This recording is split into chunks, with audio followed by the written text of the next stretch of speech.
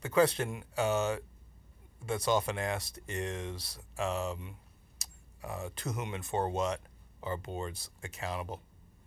Uh, I think in 2007, 2008, AGB issued a statement on board accountability, which I think carries as much weight and is as maybe more important today than it was when it was first approved by AGB's board of directors. There are certain inherent values that boards need to recognize, they have to champion, they have to support. Among those is the defense of academic freedom and institutional as well as board independence, institutional self-regulation as defined by accreditation, and also a recognition that whether they are a board of a public or a private institution, they are responsible for serving the public trust.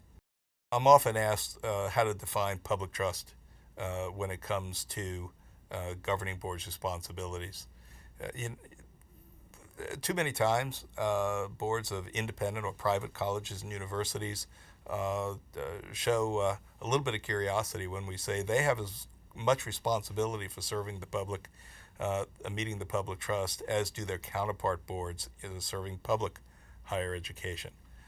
All of our institutions have a public role, and it is incumbent on the boards of trustees of each of these institutions to be a primary voice and buffer, if you will, between the institution and the greater public good. It is clearly a part of the fiduciary principles that they sign on to serving when they agree to serve at the request of being part of a political process that gets them on a board, or through a self-perpetuating selection process that private institutions serve.